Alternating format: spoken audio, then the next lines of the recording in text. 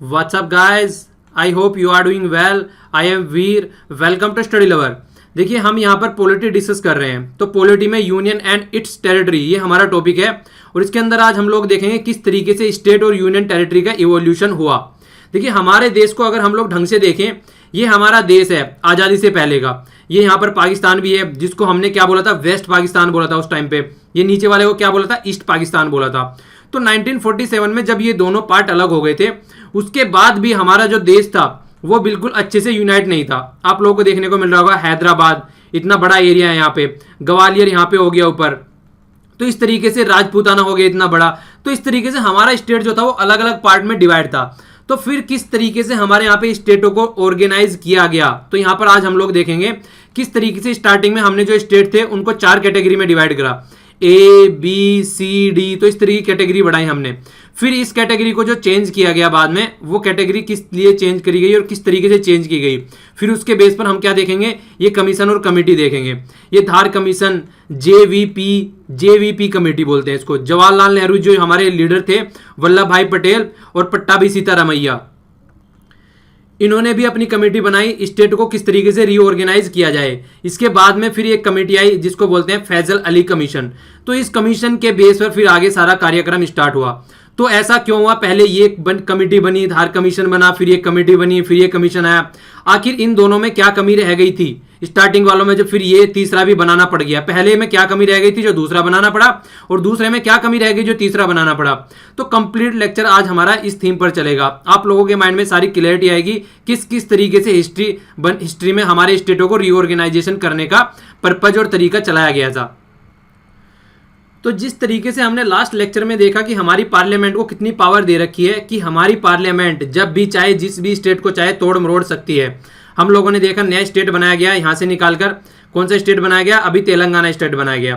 तो यहाँ से हमने नया स्टेट बनाया. इसी तरीके से हमारी पार्लियामेंट चाहे तो कितने भी स्टेट बना सकती है, ये हमने लास्ट लेक्चर में देखा. पर लेकिन इस तरीके का प्रोविजन अगर हम कंपेयर करें यूएसए के साथ में, तो यूएसए की गवर्नमेंट को इस तरीके के, यूएसए की जो सेंट्रल गवर्नमेंट है वहाँ पर इस तरीके की पावर नहीं है. वहां पर क्या है, हर एक स्टेट के पास में पावर है. अगर किसी स्टेट का कोई एरिया चेंज करना है और दूसरे स्टेट में मिलाना है और किसी का नाम चेंज करना है, तो ये पार्लियामेंट के हाथ में कोई भी पावर नहीं है वहां पर. ठीक है, तो इसीलिए क्या बोला जाता है, इनडिस्ट्रक्टेबल यूनियन, इनडिस्ट्रक्टेबल स्टेट. मतलब दोनों ही अपने अपने आप में अपनी जगह सही है. कोई भी एक, अगर जब तक सारे स्टेट मिलकर अपना डिसीजन नहीं लेंगे तब तक ये कुछ नहीं कर सकते. तो इसीलिए वहां का जो फेडरेशन का सिस्टम है वो, इसीलिए उसका एग्जांपल दिया जाता है, वो असली फेडरेशन का सिस्टम वहां पर निकल कर आता है यूएसए में. अमेरिका की बात कर रहे हैं हम लोग यहाँ पर लेकिन अगर इंडिया में देखा जाए, इंडिया में हम लोगों ने काफी कुछ देखा. हमारी पार्लियामेंट पूरा मैप ड्रॉ कर सकती है जिस तरीके से, जब चाहे किसी भी स्टेट की बाउंड्री, नाम और कुछ भी चेंज कर सकती है, चाहे स्टेट राजी हो चाहे स्टेट राजी ना हो. तो हमारी पार्लियामेंट के हाथ में ये पावर है.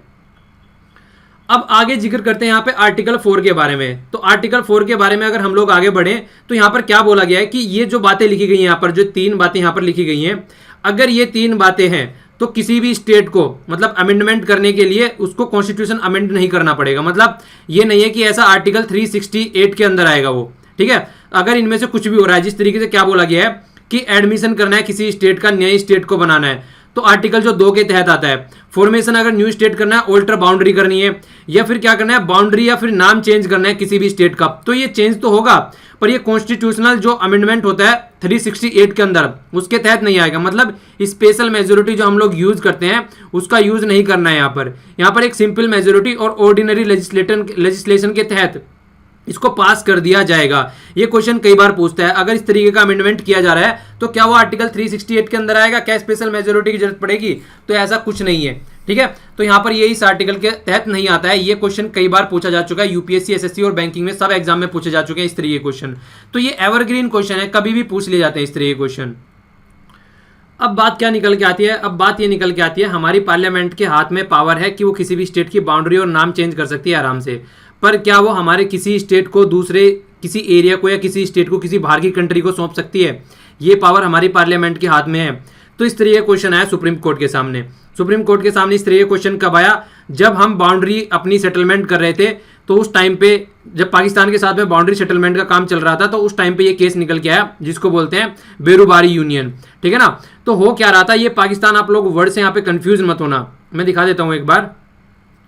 ये हो गया वेस्ट पाकिस्तान। तो जो यहाँ पे पाकिस्तान की बात कर रही है वो हम ईस्ट पाकिस्तान की बात कर रहे हैं यहाँ पर, ठीक है। तो ईस्ट पाकिस्तान को आज की डेट में बांग्लादेश बोला जाता है। 1971 की वार के बाद में क्या हुआ था, इसका नाम चेंज कर दिया गया था। उस तब तक उसको ईस्ट पाकिस्तान बोला जाता था। तो आज जो हम जिक्र कर रहे हैं वो इस वाले एरिया में जिक्र कर रहे हैं। एक्चुअली देखिए ये हमारे अंदर में से निकल के आया कंप्लीटली, ठीक है। तो अंदर से जो निकल के आया, तो कुछ एरिया ऐसे थे जो डिस्प्यूटेड एरिया थे एक दूसरे के बीच में कि ये मेरा एरिया है। कहीं पे आप लोगों को पता होगा कई सारी यहाँ पे नदी भी है, यहाँ से गंगा आती है, उधर से ऊपर से ब्रह्मपुत्र आती है।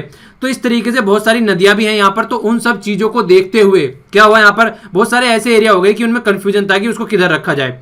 तो इस तरीके का जब सेटलमेंट करने की बात आई तो तब की बात चल रही है। तो पूछा गया क्या पार्लियामेंट के हाथ में पावर है कि इस तरीके का डिसीजन लिया जाए। तो सुप्रीम कोर्ट के हाथ में इस तरीके का केस आया। तो सुप्रीम कोर्ट ने उस टाइम पे क्या बोला, उस टाइम पे जो डिसीजन निकल के आया उसके थ्रू कि पार्लियामेंट की पावर है घटाने की, अगर एरिया चाहे घटा सकती है, पर अपनी टेरिटरी को किसी फॉरेन टेरिटरी को नहीं सौंप सकती है। अगर ऐसा कुछ करना पड़ा तो ओनली अमेंड किया जाएगा कॉन्स्टिट्यूशन के, उसके तहत ही ऐसा होगा, और वो किया जाएगा अंडर आर्टिकल 368। तो हमारी पार्लियामेंट के हाथ में इतनी पावर नहीं है कि उससे इस तरीके के डिसीजन लिए जा सके कि अपनी टेरिटरी किसी को दे दे। फिर क्या हुआ उसके बाद में, फिर हुआ 9th कॉन्स्टिट्यूशन अमेंडमेंट। तो इस तरीके से डायरेक्ट क्वेश्चन पूछ लिए जाते हैं। अमेंडमेंट भी आप लोगों के साथ साथ में कवर होते जाएंगे, इसीलिए मैंने बोला था आप लोगों को कोई भी चीज, कोई भी आर्टिकल, कोई भी अमेंडमेंट रटने की जरूरत नहीं है। जहां जहां इनकी जरूरत होगी वो ऐसे ही आते चले जाएंगे। बस आप लोगों को क्या करना है, लेक्चर को आसानी से बैठ के शांति में सुनना है, ठीक है। तो यहां पर क्या बोला गया, 9th कॉन्स्टिट्यूशन अमेंडमेंट की बात की गई है। तो इसके तहत बात क्या है निकल के कि हमको ट्रांसफर करनी थी टेरिटरी ईस्ट पाकिस्तान, जिसको बांग्लादेश बोलते हैं आज की डेट में। तो फिर क्या बात निकल के आई, फिर बात ये निकल के आई, देखिए अगर इस तरीके से हम छोटी छोटी टेरिटरी, मान लीजिए डिस्प्यूटेड टेरिटरी अगर चल रही है, अगर उनको हमको ट्रांसफर करना है और वहां से कुछ टेरिटरी लेनी है तो फिर कॉन्स्टिट्यूशन को अमेंड करना पड़ेगा। तो सुप्रीम कोर्ट ने 1969 में फिर क्या बोला कि सेटलमेंट अगर बाउंड्री का डिस्प्यूट का करना है तो वहां पर किसी कॉन्स्टिट्यूशन अमेंडमेंट की आप लोगों को जरूरत नहीं पड़ेगी। मतलब अगर आप लोगों को अपनी टेरिटरी वैसे ही मजे मजे में किसी को देनी है तो कॉन्स्टिट्यूशन अमेंडमेंट करना पड़ेगा। पर लेकिन अगर आप कोई बाउंड्री का डिस्प्यूट सेटल करना चाहते हैं तो वहां पर कॉन्स्टिट्यूशन को अमेंड करने की जरूरत नहीं है, ठीक है। तो यहां पर कॉन्स्टिट्यूशन को अमेंडमेंट करने की जरूरत नहीं है। पर ऐसा नहीं है कि आप किसी को अपनी टेरिटरी सौंप देंगे, वहां पर भी जरूरत नहीं है। वहां पर जरूरत पड़ेगी अगर आप कोई टेरिटरी सौंपना चाहते हैं। पर लेकिन अगर डिस्प्यूटेड एरिया को सॉर्ट आउट करना चाहते हैं तो वहां पर अमेंडमेंट की जरूरत नहीं पड़ेगी। तो नॉर्मली एग्जीक्यूटिव एक्शन के द्वारा ही, जो हमारी एग्जीक्यूटिव है उसके एक्शन के द्वारा ही इसको सॉर्ट आउट किया जा सकता है। तो ये बोला गया। तो इस तरीके के क्वेश्चन कई बार बनते हैं कंफ्यूजन क्रिएट करने के माइंड में। तो ये सब आप लोगों को याद रखना है अगर इस तरीके का कोई पॉइंट बनता है तो यहां पर अब हम लोग देखेंगे evolution of its states and union territory. तो यहां पर हम लोगों को पता है जब हमारा देश आजाद हुआ तो आजादी के टाइम पर हमारे देश का मैप क्या था वो हम लोगों ने अभी देखा। उस टाइम पर 2 कैटेगरी में डिवाइड था अगर ढंग से देखा जाए।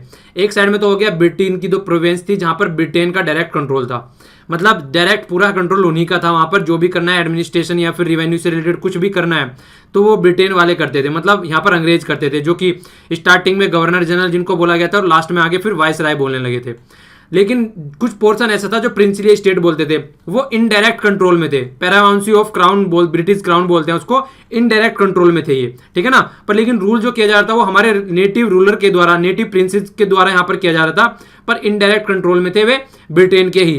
तो यहाँ पर क्या हुआ, जैसे ही इंडियन इंडिपेंडेंस एक्ट बना 1947 तो 2 सेपरेट स्टेट बन गए। एक साइड में पाकिस्तान बन गया, दूसरी साइड में इंडिया बन गया। तो 2 सेपरेट स्टेट बन गए। तो दोनों सेपरेट स्टेट बनने के बाद में बातें आने लगी सामने की जो प्रिंसली स्टेट हैं उनका क्या किया जाएगा। उनसे पूछा गया भाई साहब आप क्या करना चाहते हो। तो उनके पास में 3 ऑप्शन रखे गए यहाँ पे। पहला तो बोला गया कि आप इंडिया को ज्वाइन कर लो, दूसरा बोला पाकिस्तान को ज्वाइन कर लो और तीसरा बोला इंडिपेंडेंस रहो। तो यहाँ पर आज अगर देखा जाए, काउंट किया जाए तो 552 टोटल प्रिंसली स्टेट थे, ठीक है ना, जिनकी ज्योग्राफिकल बाउंड्री इंडिया के साथ में कनेक्ट कर रही थी डायरेक्ट और इनडायरेक्ट वे में। उनमें से क्या हुआ, उनमें से 549 जिन्होंने ज्वाइन कर लिया और 3 बच गए। 3 कौन कौन से बच गए, हैदराबाद बच गया, जूनागढ़ बच गया और कश्मीर बच गया। ये आप लोग यहाँ पर मैप में भी देख सकते हैं अच्छे से। ये यहाँ पर हो गया जूनागढ़, ठीक है ना, गुजरात में पड़ता है, और यहाँ पर हो गया ये हैदराबाद और ये हो गया जम्मू और कश्मीर।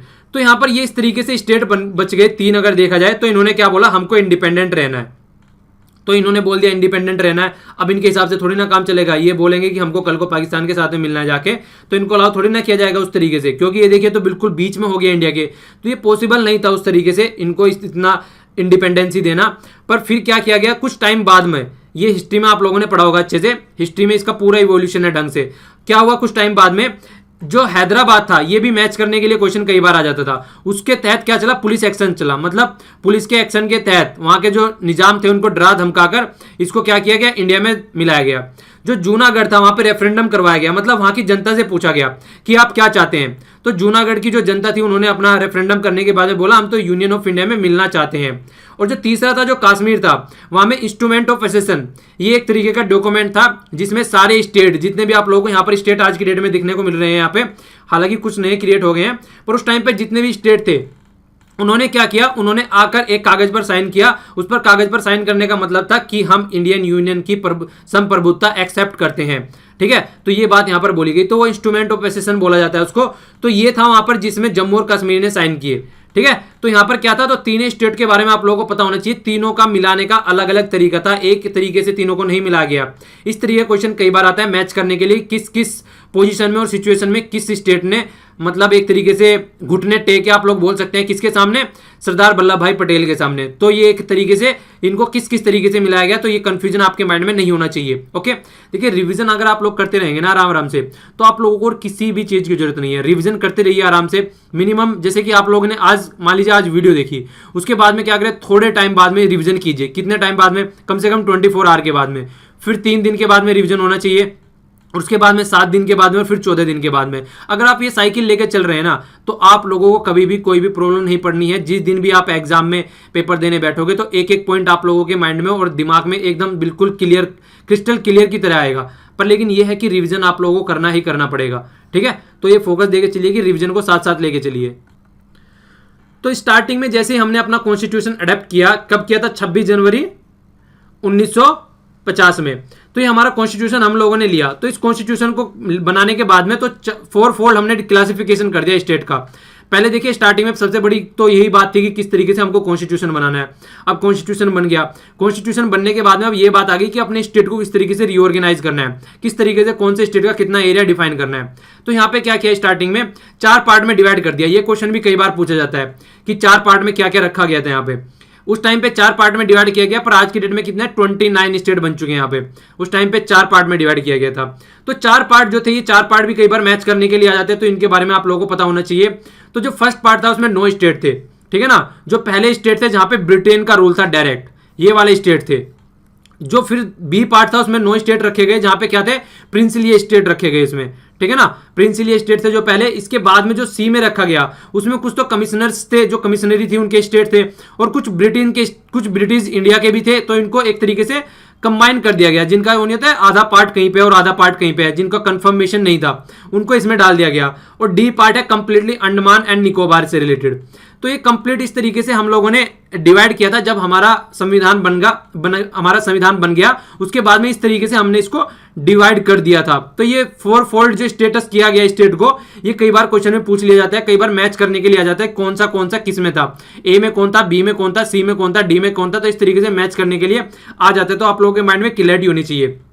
तीसरे को अगर मान लीजिए एक बार को आप भूल भी जा रहे हैं कौन था, कम से कम ए में याद रखिए। ए में कौन था, ब्रिटेन इंडिया थी, बी में कौन था, प्रिंसली स्टेट थे, और डी में कौन था, डी में था अंडमान एंड निकोबार, सी तो फिर मैच हो ही जाएगा। तो कम से कम 3 तो आप लोग याद रख सकते हैं, जिससे कि आप लोग आसानी से क्वेश्चन को अटेम्प्ट कर सकें। ओके, अब यहां पर हम इन कमीशन और कमेटी की बात करेंगे। तो यहां पर देख लेते हैं हम क्या क्या डिफरेंस है। तो क्या डिफरेंस था दोनों ने जिस तरीके से रिपोर्ट सबमिट करी। तो पहले आप लोग एक बार मैप देखिए थोड़ा, ये मैं आप लोगों को अभी मैप दिखाया था, तो ये वाला मैप हो गया। तो इस तरीके की हमारी कुछ स्टेट की कंडीशन थी। अजमेर दिख रहा है यहाँ पर, गुजरात दिख रहा है आप लोगों को। ठीक है ना, ये आज के स्टेट दिख रहे हैं यहाँ पे, जो ब्लू में है ये देखिए यहाँ पे दोनों दिखा रखे हैं, ये ब्रिटिश इंडिया है। ठीक है ना, और जो प्रिंसली स्टेट है ये ब्लू में दिखा रखा है, येलो और ब्लू दोनों डिवाइड कर रखे हैं। तो इस तरीके से भी आप लोग समझ सकते हैं अगर देखना चाहे तो। ब्रिटेन का कहाँ पे कंट्रोल था, ये वाला एरिया हो गया, ये वाला एरिया हो गया, ये यहाँ पे हो गया, और जो प्रिंसली स्टेट थे वो ये वाले स्टेट थे। ठीक है ना, तो ये इस तरीके से डिवाइड थे उस टाइम पर। तो आप लोगों को यहाँ पर देखने को मिल रहा होगा, यूपी को यूनाइटेड प्रोविंस बोलते थे उस टाइम पर। कई सारे नाम थे सबकी स्टेटों के, आज की डेट में जो कंप्लीटली चेंज हो चुके हैं। तो उस टाइम पे क्या आया, उस टाइम पे ये दिखने लगा कि किस तरीके से स्टेटों को चेंज करना है। तो चेंज करने वाली जब बात आई तो अलग अलग रीजन से अलग अलग बातें निकल के आने लगी, किस तरीके से इसको चेंज करना चाहिए। तो कहीं घूम फिरकर एक बात आती थी कि लैंग्वेज के बेस पर चेंज कर दो इसको, तो लैंग्वेज के बेस पर चेंज कर दो। तो अगर बात करनी है लैंग्वेज के बेस पर चेंज करने की, तो एक कमीशन सेट किया गया जिसको बोला एस के धर कमीशन। ठीक है ना, तो इनके अंडर में एक एक कमीशन बनाया गया और जिसपे बोला गया कि आप लोग देखिए, मतलब उस रीजन में जाइए और वहां पर देखिए क्या क्या सिचुएशन है और क्या कंडीशन है, क्या हम स्टेट को रीऑर्गेनाइज कर सकते हैं लैंग्विस्टिक फैक्टर पर, लैंग्वेज के बेस पर। तो इन्होंने क्या बोला, इन्होंने बिल्कुल साफ साफ मना कर दिया। इन्होंने बोल दिया कि हमको एडमिनिस्ट्रेटिव के बेस पर करना चाहिए, मतलब हमको एडमिनिस्ट्रेशन कन्वीनियंस होना चाहिए, किस एरिया में किस तरीके से हमको एडमिनिस्ट्रेशन करना है उसके बेस पर हमको बनाना चाहिए, ना कि लैंग्वेज के बेस पर। लैंग्वेज के बेस पर हम अपनी जो यूनिटी है हमारी कंट्री की, कहीं ना कहीं उसको भी डिस्ट्रॉय कर देंगे कि ये हो गया तेलुगु स्पीकिंग एरिया, ये हो गया हिंदी और ये हो गया इंग्लिश और ये हो गया मराठी, ये हो गया गुजराती, तो हमारी कहीं ना कहीं यूनिटी हैम्पर हो जाएगी उससे। तो हमको इसके बेस पे काम नहीं करना है कि लैंग्वेज के बेस पर हमको बिल्कुल काम नहीं करना है। तो इनका जो इस तरीके का डिसीजन आया, इस तरीके की रिकमेंडेशन आई, उससे बहुत ज्यादा नाराजगी फैल गई सब तरफ। तो फिर क्या किया गया, फिर 1948 में जवाहरलाल नेहरू, वल्लभ भाई पटेल और पट्टाभी सीतारामैया, तो इन्होंने मिलकर, जिसको बोला भी जाता है फेमस बहुत ही ज्यादा है जेवीपी कमेटी के नाम से, इनके अंडर में कमेटी बनी। फिर इन्होंने क्या किया, जो टॉपिक यहां पर ऊपर वाले कमीशन को दिया था, जो एसके धर कमीशन को दिया था, वही टॉपिक इन्होंने उठाया। फिर इन्होंने अपना रिसर्च एंड डेवलपमेंट स्थापित किया, R&D डिपार्टमेंट में घुसे। तो इनको भी पता चला बाद में, इन्होंने भी क्या किया, जो लैंग्वेज के बेसिस पे था, जो लैंग्वेज का बेसिस दिया गया था कि इसके बेस पे स्टेट बनाओ, तो इन्होंने भी उसको रिजेक्ट कर दिया। मतलब एसके धर ने भी रिजेक्ट कर दिया, जेवीपी कमेटी ने भी रिजेक्ट कर दिया। पर लेकिन उसी ड्यूरेशन में कई सारे काम भी हो गए उल्टे सीधे, जिसकी वजह से क्या हुआ, एक ऐसा काम हुआ जो आप लोगों ने कई बार सुना होगा, पोट्टी श्रीरामुलु, इनका नाम आप लोगों ने सुना होगा। ये 56 दिन तक इन्होंने हंगर स्ट्राइक रखी और ये एक्सपायर हो गए। ठीक है, तो इनकी डेथ की वजह से बहुत ज्यादा एक तरीके से प्रॉब्लम क्रिएट हो गई सदर्न स्टेट में। तो उस टाइम पे क्या किया, मद्रास जो स्टेट था उसमें से आंध्र प्रदेश निकाला गया लैंग्वेज के बेस पर। कंडीशन बहुत ज्यादा खराब हो गई थी, इसलिए इसको इंप्लीमेंट करना पड़ गया। तो कब इंप्लीमेंट करना पड़ गया, जब लैंग्वेज का बेस इन्होंने मानने से इनकार कर दिया, उस टाइम पर ये बात निकल के आई। तो ये बहुत ही ज्यादा ग्रेव कंडीशन हो गई वहां पर, क्योंकि ये बिल्कुल ऐसे ही हो गई। अगर आप लोग थोड़ा सा कंपेयर इसको करना चाहे, थोड़ा सा अपने माइंड में रिमाइंड करना चाहे, 2011 में अन्ना हजारे जी का मूवमेंट चला था। तो उस टाइम पर अगर खुदा ना खास्ता अन्ना हजारे जी इतना भूख से अगर उनको कुछ हो जाता, तो समझ रहे हैं क्या कंडीशन होती उस टाइम पर। तो उसको थोड़ा सा आप लोग कंपेयर करने के लिए बोला गया है। वैसे ऐसी कोई बात नहीं है, मैं चाहता हूं अन्ना हजारे जी पूरे 150 साल जिए, क्योंकि बहुत ही महान हस्ती है। एक करप्शन के खिलाफ उन्होंने जो मुहिम छेड़ रखी है बिल्कुल गांधी जी के बेस पर, तो उस तरीके के मतलब इंसान कंट्री में होने चाहिए, ताकि गवर्नमेंट को टाइम टाइम पर पता चलाते रहें। तो देखिए वो अलग बात है, पर लेकिन एक कंपेयर सोचिए, उस टाइम पर पूरा देश हमारा सड़कों पर आ गया था। तो इसी तरीके की कंडीशन यहाँ पर बन गई थी और दुर्घटनावश इनकी डेथ हो गई। ठीक है ना, 56 दिन तक भूखा रहने के बाद में। तो बिल्कुल एकदम मतलब सिचुएशन बहुत ज्यादा ग्रेव हो गई वहां पर। तो फिर इनको स्टेट बनाना पड़ गया लैंग्वेज के बेस पर। तो मद्रास में से इनको आंध्र प्रदेश निकालना पड़ गया। ये जो आप लोग देख सकते हैं यहाँ पर, ये हो गया मद्रास, जिसको बोला गया, ये मद्रास वाला एरिया था यहाँ पर। ठीक है, तो इसमें से आंध्र प्रदेश इनको निकालना पड़ गया उस टाइम पे, वो भी लैंग्वेज के बेस पर, जिसको 2 कमीशन ऑलरेडी मना कर चुके थे, एसके धर और जेवीपी कमेटी पहले ही इसको मना कर चुके थे। अब ये तो बात हो गई यहाँ पर। अब फिर अलग अलग जगह से और भी मांग उठने लगी कि यार उनको तो अपने लैंग्वेज के बेस पे बना दिया, तो हमको क्यों नहीं बना रहे हैं। तो अलग अलग एरिया से अलग अलग मांग निकल के आने लगी, अलग अलग बात निकल के आने लगी कि हम में क्या कमी है, जो आपने उनको तो हाँ भर दिया, हम में क्या कमी है ऐसी। तो फैज अली कमीशन की बात आई फिर निकल के। ये कमीशन बहुत ही ज्यादा इंपॉर्टेंट है, इसको तो कम से कम आप लोगों को याद रखना ही रखना है, क्योंकि पहले 2 कमीशन थे, एसके धर और जेवीपी, उनकी बातें उनकी रिकमेंडेशन एक्सेप्ट नहीं की गई। ठीक है ना, उन्होंने मना कर दिया, उनकी जो सिचुएशन बनी हुई थी वहां पर, उसकी वजह से उनको मना कर दिया गया। फिर जो फैजल अली कमीशन निकल के आया, इसको आप लोगों को याद रखना है। इसने बहुत ही डिटेल में पूरा चीजों पे रिसर्च करी, क्योंकि अगर उनको देखेंगे आप लोग, उनका टाइम ड्यूरेशन बड़ा कम था। मतलब उनको 52 और 53 के फेर में ही दोनों कमीशन बन भी गए और खत्म भी हो गए। पर लेकिन फैज अली ने अच्छे से काम किया अपना, और 1953 से 1955 तक लगभग 2 साल का आप पीरियड बोल सकते हैं मिनिमम। दिसंबर था, हालांकि 2 साल कंप्लीट नहीं हुए, पर लेकिन फिर भी एक अच्छा ड्यूरेशन इन्होंने लिया और अच्छे से बात करी। तो इन्होंने क्या किया, इन्होंने ब्रॉडली एक्सेप्ट कर लिया कि लैंग्वेज बेसिस हो सकता है, आप लैंग्वेज के बेस पर स्टेट बना सकते हैं। मतलब ये है, गुजरात को गुजराती को गुजरात, और मुंबई दे सकते, वो महाराष्ट्र दे सकते हो मराठी को। तो इस तरीके की बात इन्होंने बोली। पर बात एक क्या निकल के सामने आई, एक बात निकल के ये सामने आई कि ऐसा बिल्कुल नहीं होगा कि हर एक लैंग्वेज के बेस पर हर एक स्टेट बनाया जाएगा, ऐसा बिल्कुल नहीं होगा। मतलब इस तरीके से तो हमारे यहाँ पर दुनिया भर के स्टेट बन जाएंगे। किसी की हमारे यहाँ पर आप लोगों ने कहावत सुनी है ना, वो कोस कोस पर बदले पानी, सवा कोस पर बानी। तो इस तरीके से तो हमारे यहाँ इतनी लैंग्वेज है कि हमको संभालना मुश्किल हो जाएगा, इतने स्टेट बन जाएंगे। तो इन्होंने फिर उसके बाद में चार डायमेंशन आइडेंटिफाई की कि अगर आपको स्टेट बनाना है तो किस तरीके से आप लोग बना सकते हैं। तो ये 4 बातें इन्होंने बोली। इसमें सबसे पहली बात क्या थी? सबसे पहला तो इन्होंने ये बोला कि देखिए, अगर कोई भी आप लोगों को काम करना है, इस तरीके का स्टेट बनाना है नया, तो आप लोगों को प्रिजर्व करना पड़ेगा और स्ट्रेंथन रखना पड़ेगा क्या? यूनिटी और सिक्योरिटी हमारी कंट्री की। हमारी कंट्री की यूनिटी और सिक्योरिटी पे कोई फर्क नहीं पड़ना चाहिए, उसमें कोई चेंज नहीं आना चाहिए। अगर आप स्टेट बनाते हैं ये कंडीशन रखकर, तो आप लोग आगे बढ़ सकते हैं। कल्चर जो हमारी लिंग्विस्टिक थी और कल्चर, उसकी होमोजेनिटी मतलब एक रूप था, उसमें भी कोई कमी नहीं आनी चाहिए। ऐसा नहीं है आप अलग अलग डिवाइड करके अलग अलग पोर्शन अपना बनाना चाहे, तो ऐसा भी कुछ नहीं होगा। तीसरा क्या है? फाइनेंशियल, इकोनॉमिक और एडमिनिस्ट्रेटिव कंसिडरेशन भी ली जाएगी, जो कि एसके धर कमीशन ने भी बताई थी। ठीक है, तो वो वाली कंसिडरेशन भी यहां पर आ गई। इसके बाद में क्या है? इसके बाद में बात ये निकल के आई कि प्लानिंग एंड द प्रमोशन होना चाहिए हर एक स्टेट के जो आदमी है, इंसान है उनका, और इसके अलावा अपनी कंट्री के बारे में भी सोचना है, होल कंट्री के बारे में सोचना है। ऐसा नहीं है अपना अपना स्टेट पकड़ के बैठ गए कि हमको तो इसके बारे में सोचना है और हमको इसके बारे में सोचना है। सबको साथ लेकर चलना है, 29 के 29 स्टेटों को साथ लेकर चलना है। तो बात ये बोली गई फैज अली कमीशन के द्वारा।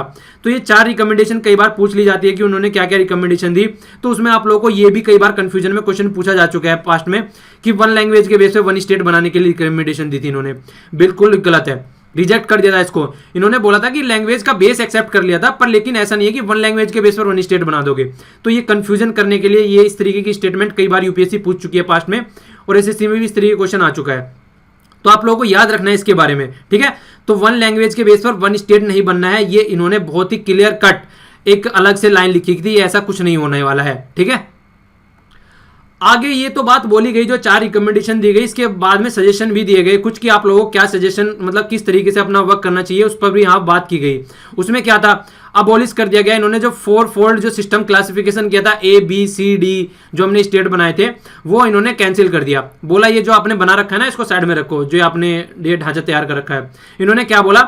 16 स्टेट बनाओ और 3 यूनियन टेरिटरी बनाओ। ठीक है ना, 3 तो सेंट्रली स्पॉन्सर्ड यूनियन टेरिटरी बनाओ जिसको कंट्रोल किया जाएगा सेंटर के द्वारा, और 16 स्टेट बनाओ। ठीक है, तो सेंटर ने क्या किया? मैक्सिमम रिकमेंडेशन तो एक्सेप्ट कर ली, पर कुछ मॉडिफिकेशन भी किए। वो मॉडिफिकेशन क्या किए गए? उन मॉडिफिकेशन के बाद में ही हमको देखने को मिला कि 14 तो स्टेट बन गए और 6 यूनियन टेरिटरी बन गई। इन्होंने क्या बोला था? 16 स्टेट बनाओ और 3 यूनियन टेरिटरी बनाओ। तो थोड़ा सा चेंज यहां पर आप लोगों को देखने को मिला, 14 स्टेट बन गए और 6 यूनियन टेरिटरी बन गई। तो यहां पर पूछा क्या जाता है, ये किसके द्वारा आया? ये फैज अली कमीशन के द्वारा। तो उसने रद्द किया, उसने बोला, उसने सजेशन दिया कि ये जो 4 स्टेट का फंडा आप लोग लेके चल रहे हैं ABCD, इनको खत्म करो। तो वो खत्म हो गया। इसके बाद में क्या है? इसके बाद में है स्टेट रीऑर्गेनाइजेशन एक्ट 1956। इसके तहत ये 14 स्टेट बने और 6 यूनियन टेरिटरी बनी। और 7th जो कॉन्स्टिट्यूशनल अमेंडमेंट आया फिर 1956 में, उसमें क्या किया गया? जो ये पार्ट बना रखे थे, इन पार्टों को खत्म किया गया। किस तरीके से खत्म किया गया? देखिए, ये जो डिफरेंस कर रखा था पार्ट ए पार्ट बी में, पहले तो इसको खत्म किया गया। पार्ट सी जो था, जो मैंने कहा था कंफ्यूजन में है कि कहां पे इनको रखा जाए, उसको अबॉलिश ही कर दिया।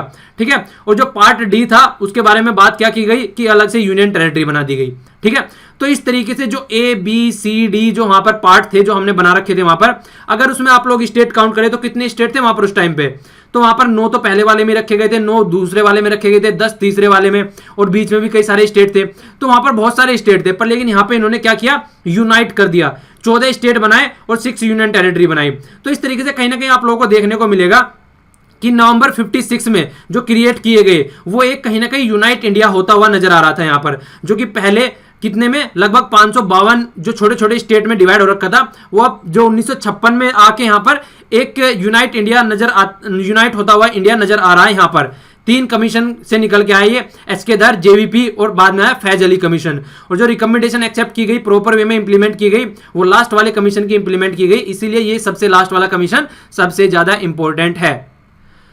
आगे मैं आप लोगों को यहां पर एक बात बताना चाहता हूं। देखिए, अगर आप लोग हिस्ट्री पढ़ते हैं या फिर कॉन्स्टिट्यूशन मतलब पास्ट का अगर कुछ भी पढ़ते हैं, तो आप लोग क्या किया करें, थोड़ा सा उस वाले एरिया में, मान लीजिए आप यहां पर जैसे एसके धर कमीशन की बात कर रहे हैं, ठीक है ना, JVP कमेटी की बात कर रहे हैं, या फिर फैज अली कमीशन की बात कर रहे हैं, तो यहां पर आप लोग क्या करें, थोड़ा अपने आप को वहां पर काउंट कर लिया कि अगर मैं होता यहां पर तो कैसे करता। अगर आप लोग अपने आप को उस सिचुएशन में रख देंगे ना ले जाके, तो आपकी जो प्रॉब्लम है वो सोल्व हो जाएगी। तो इस तरीके से थोड़ा आप लोग सोचने की कोशिश करें, तो उससे क्या होगा, आप एक एनालिटिकल और रीजनल थिंकिंग निकाल के लाएंगे। मतलब जो सही है वो चीज समझ पाएंगे और जो गलत है वो चीज साइड में रखेंगे। तो उस तरीके से आप लोगों को चीजों को समझ के चलना है, ठीक है। और देखिए जब लेक्चर आप लोगों को पसंद आता है तो उसको शेयर कर दिया कीजिए और थोड़ा रिवीजन भी कर लिया कीजिए, क्योंकि शेयर करने का मतलब ये है कि आप लोग जितना ज्यादा रिवीजन कर सके। और जो लेक्चर देखिए आप लोगों को बिल्कुल ऐसे नहीं सुनना है कि बस एग्जाम के पॉइंट ऑफ व्यू से सुनना है। हमारा कॉन्स्टिट्यूशन है, ये इंडियन कॉन्स्टिट्यूशन है, बहुत ही मशक्कत के बाद बनाया गया है। तो इसको ऐसे समझने की कोशिश करो कि हमारा कॉन्स्टिट्यूशन है, हमको इसको जानना है, इसी के बेस पर आपको अपने राइट और ड्यूटीज का पता चलेगा। तो उस तरीके से आपको ये देखना है, ठीक है। और देखिए आप में से एक स्टूडेंट ने सजेशन दिया था कि सर आप लेक्चर में ये भी बता दिया कीजिए, मतलब थोड़ा सा कि देखिए थोड़ा सा फोकस किया कीजिए आप लोग, मतलब जिस तरीके से बर्थडे वगैरह होता है तो मतलब पेड़ लगा सकते हैं आप लोग, ठीक है ना। तो अपना एक इस तरीके से काउंट करिए कि जब भी मेरा बर्थडे आएगा तो मैं एक पेड़ लगाऊंगा। तो इस तरीके की चीजें आप लोग कर सकते हैं, अपनी पृथ्वी को हम हरा भरा बना सकते हैं। और वाटर और ट्रीज को सेव कीजिए और अपने आसपास सफाई रखिए। तो यही बात मुझे बोलनी थी। बाकी तो आप लोग सब जानते हैं, समझदार हैं। पढ़ाई कीजिए पूरा सीरियस होकर और अच्छे से एंजॉय कीजिए लेक्चरों को, और शेयर भी कर दिया कीजिए। और लेक्चर पसंद आता है तो लाइक कीजिए, नहीं पसंद आता तो डिसलाइक कीजिए। और डिसलाइक करके बताइए भी कि डिसलाइक क्यों किया है, जिससे कि मैं उसको इंप्रूव कर सकूं आने वाले लेक्चर में, ठीक है। तो आज के लिए इतना ही। Thanks a lot for listening. जय हिंद।